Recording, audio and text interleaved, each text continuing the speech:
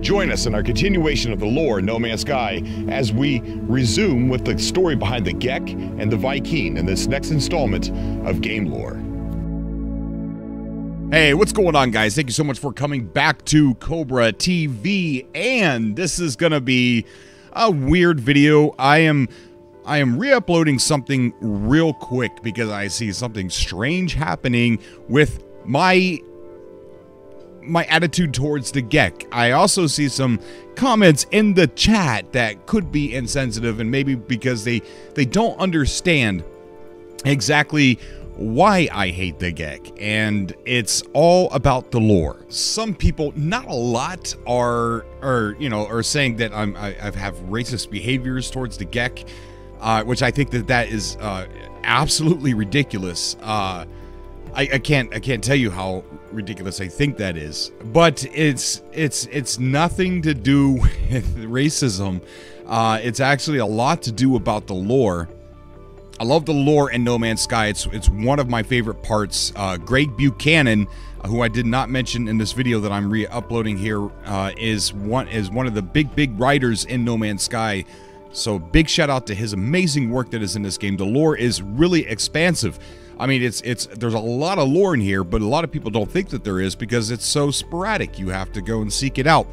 But it's the lore. I'm a big lore guy, and there's a lot of lore and a lot of reason to not trust the Gek and to be upset about what the Gek have done. I mean, they are responsible for slavery of the Korvax, slavery of young Korvax, genocide, mass murder, extinction level events.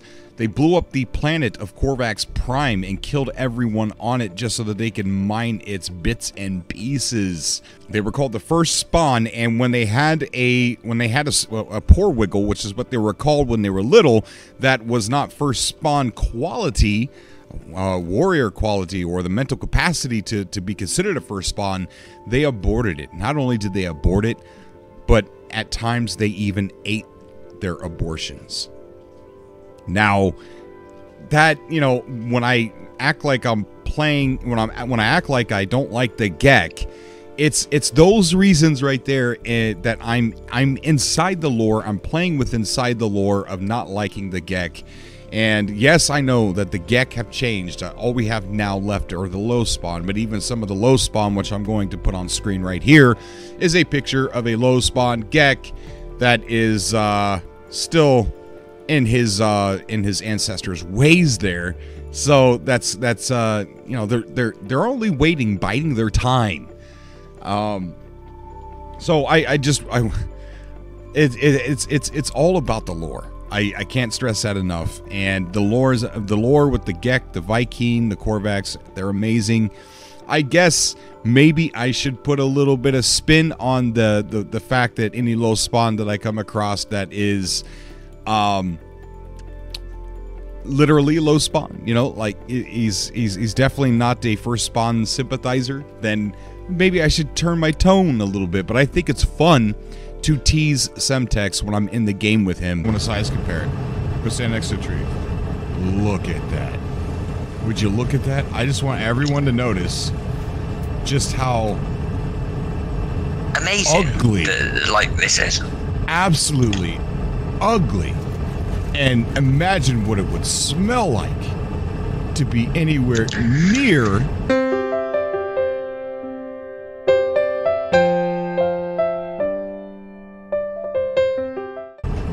this. Not nice. I think it's a heck of a lot of fun to tease him, and that's all it is. That's all it is. So I'm going to tack on a video that I did. It's some of you have seen it, some of you haven't. It's the lore of the Great War between the Viking, the Sentinels, and the Gek. And it gives a lot of backstory into this. Now, there is another one that I have that has a lot more lore of the Gek in it, but this one details the war a little bit more. It's old, guys. It's old, and I look back on it, and I kind of like, oh man, yeah, I could have done so much better on this. But I feel like maybe I should share this so that way people understand that I'm not being vicariously racist by hating the Gek. I'm playing with the lore that Greg Buchanan and William Porter and all those amazing writers wrote. I'm playing with inside that realm, that world, and that's all there is to it. So I guess low spawn Gek for the win.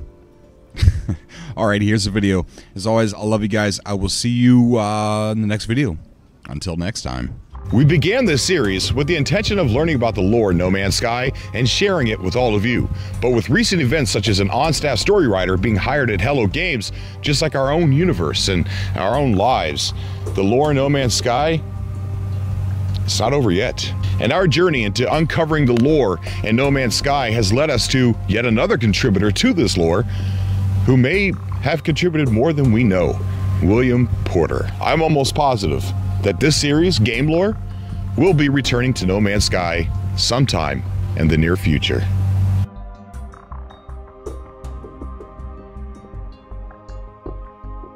The Gek are an amphibious species and are native to the water-rich system of Balaran, close to the center of the universe.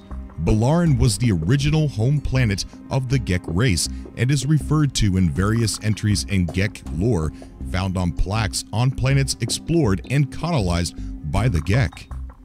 Balaran was a water-rich world, providing the amphibious Gek with many places to spawn and breed their porwriggles in holy larval pools. These pools were filled with what became known as spawning syrup. They are now a mercantile race. Their ancestors once believed themselves to be the first and master race in the galaxies until they had slaughtered every entity in their way to build the empire. They were ultimately beaten into submission by the Aerons when the core junta of the Gek first spawn were killed, as the low spawn Gek turned on the first spawn. The Gek are a small-statured race with bird-like eye placements and beaks pointing back to their amphibious ancestry. They are bipedal with claw-like fingers and have a variety of different head accessories. The Gek were once an arrogant and bloodthirsty primal race known as the Gek the First Spawn. They were obsessed with many rituals designed to conquer the universe and harness its resources for themselves. This Gek dominion swooped through the universe and invaded everywhere at ease and nearly eliminated the entire population of Korvax Prime, causing the Great Disconnection.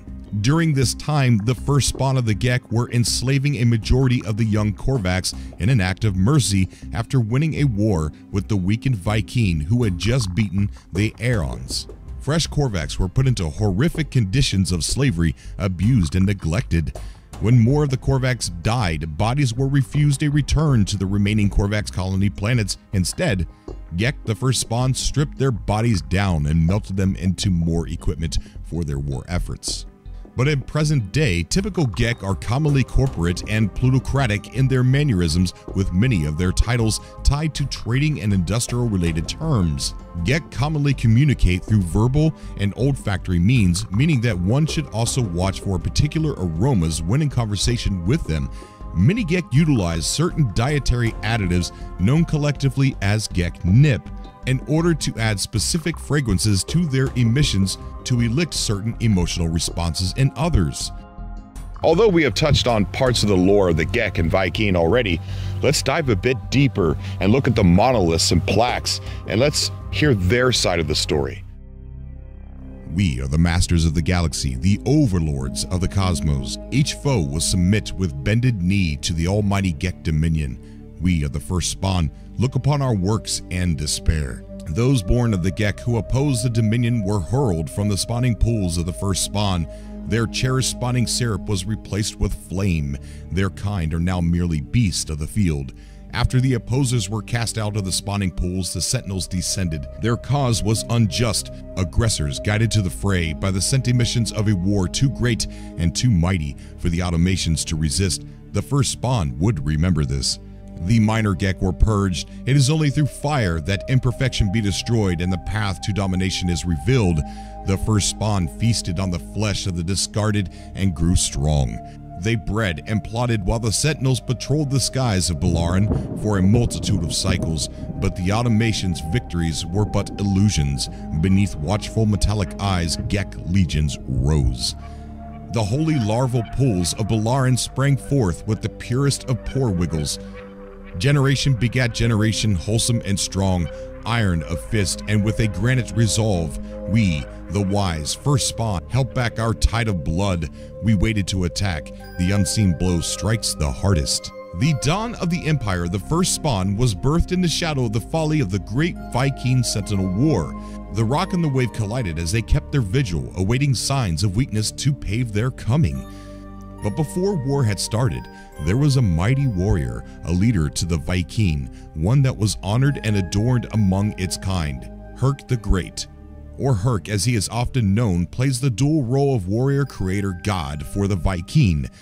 Before the coming of Herc, the Viking feared the Sentinels. Like all races, our people cowered from their unquestioning violence, shrank from their tyrant rule, but the coming of Herc heralded a new dawn. Through their leader, the Viking became strong. Now their courage knows no bounds. Herc looked to the skies and witnessed the destruction of the Sentinels. Worlds withered and died beneath their relentless gaze. The anger of Herc was unleashed. For a multitude of cycles, the yoke of the Sentinels had strangled the civilizations of the galaxy and their mewling cribs. Herc was displeased with the world of the Viking as the automatons descended. Herc gazed upon a planet ravaged by weakness, progress, prosperity, and war. These are the things forbidden by the automatons, but the Viking were the first to break the shackles, casting the old ways into the pit to herald the birth of a new age. The Viking were the dam that overflowed. Righteous is the flood.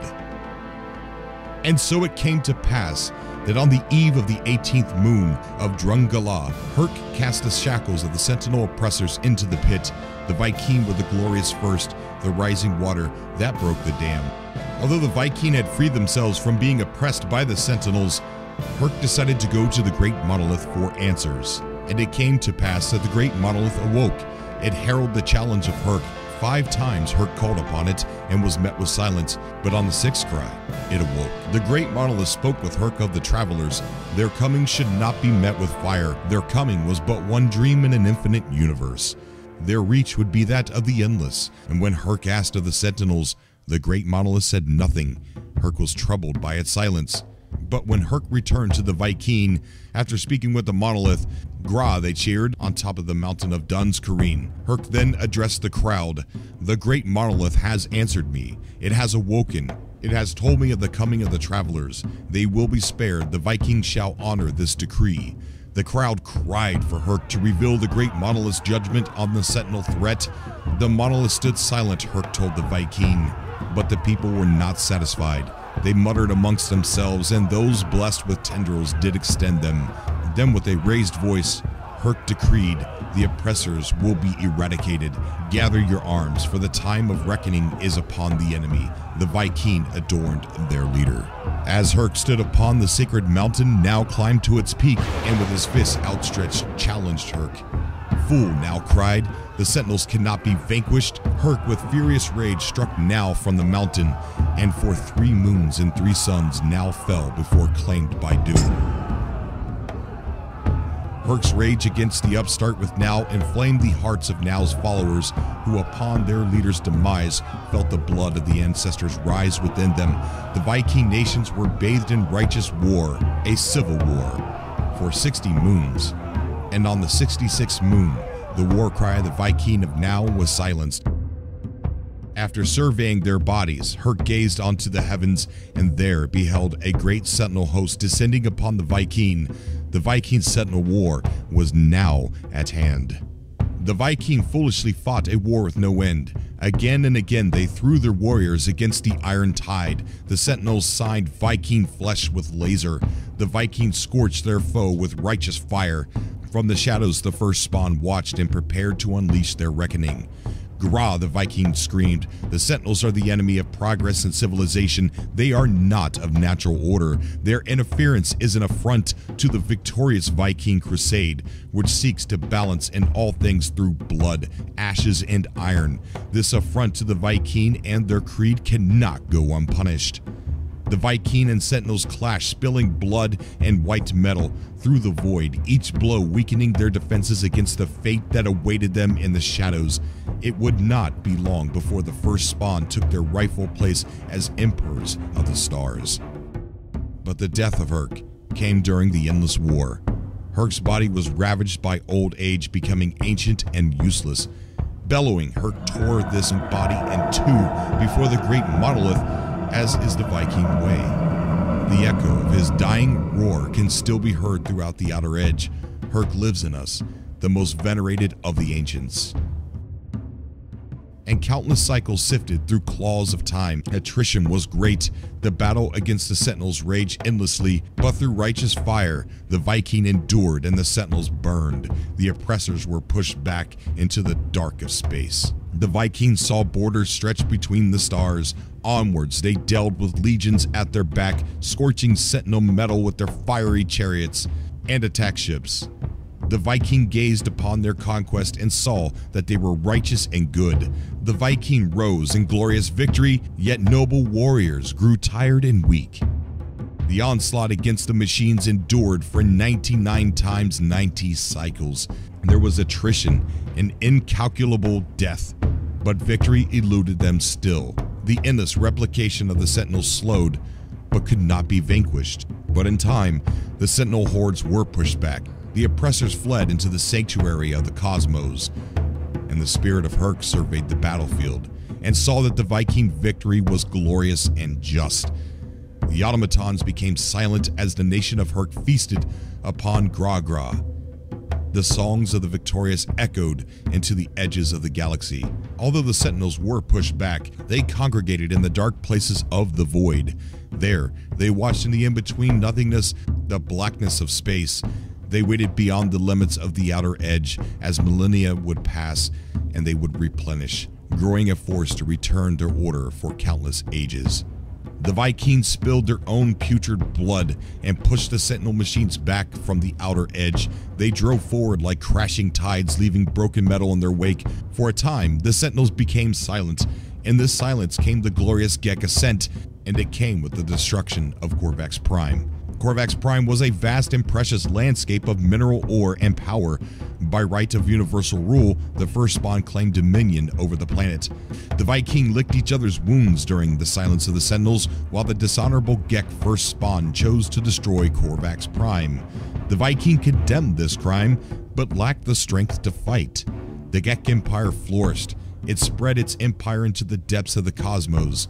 The Viking victory in pushing the Sentinels back from the outer edge gave rise to the dominion of another. And no world, moon, or race could have opposed the Gek onslaught, yet the feeble Korvax refused to accept their conquest. They denied progress. This was their greatest folly. Driven by the desire for planetary equilibrium, the Korvax refused to delve deep inside their planet and profit from the jewel granted by fate. Their end was brought about swift by the first spawn strike. The destruction of Korvax Prime was vast, sudden, and mighty. In a tide of steel, the first spawn struck, scattering the planet through the cosmos as a warning to the unyielding. The absent Sentinels could not punish the rightful ascendancy of the Gek. And then the first spawn feasted on the debris of the Korvax Prime, gorging on a banquet of fragments plucked from the void, consumed to fuel the great ascendancy. The universe shook as the Gek grew rich. The Korvax found only despair. The Dominion became whole. A fear of the first spawn spread throughout the entire outer edge. Planets shook, systems recoiled, weak alliances formed, and were crushed. They shall fear the Gek forevermore. The entities of the Korvax were not destroyed. The first spawn are benevolent. The first spawn are merciful. Slavery saved the worthless. They toiled for their conquerors. Their reprieve was found in servitude. The Korvax knowledge became theirs. The Korvax technology became theirs. And even the Korvax became theirs. They serve as an example of our boundless power and mercy. The Korvax did not dare fight. The respect for the Sentinels is the Korvax weakness, and weakness is the path to defeat. The Korvax festered in electronic chains, and the Gek looked down upon them from their thrones. The Gek first spawn stand on the mighty brink of an eternal empire. It's endless in time. It is endless in space. Their dominion will know no bounds. Their armies will know no equal. Every Korvax electronic rebellion will be put down. Their appeals to their false and non-existent atlas are mere superstition, found through despair. They are in vain, they are conquered. The breaking of the uprising shall know no mercy. Endless shall be their suffering. The galaxy is vast, but is knowable, and it can be conquered. It shall be subjected. But the brutality of the Gek first spawn called back the automatons that were hiding in the darkness. Their forces had grown, their technologies had developed. The foolish Gek beckoned the monster back into the places where our nations might have dwelt in strange harmony. True Sentinel domination of the Outer Edge began. Within a single lifetime, the Sentinels had returned, and this time they came to dwell on every world we knew, every world we went on to discover. The dominion of the Gek first spawn crumbled. They fell apart through idiocy and through the unchanging will of the beings they enslaved but could never understand. Their power is now but a memory, their crimes forgotten by so many. But then the Gek changed and they became peaceful. Their spawning pools bred in the name of commerce. But although the Vy'keen accept this peace, they do not forget, as other beings of the galaxy are so keen to do. Dishonor is unchanging. Crimes marked in blood do not fade. The Vy'keen do not forget. Although there is a peace at the moment in No Man's Sky as we travel through it, if we're not talking about the pirates, but there is a hint of some Gek first spawn sympathizers and an undertone of Vy'keen vengeance towards the Gek. But the story is far from over. We all still explore the stars and wait for that mighty pen to continue the story in No Man's Sky. Join us in our next installment of Game Lore as we talk a little bit about the lore in No Man's Sky and we reflect on what we've learned in podcast style. I have been your host, Cobra, and I will see you all in the next Game Lore. Until next time.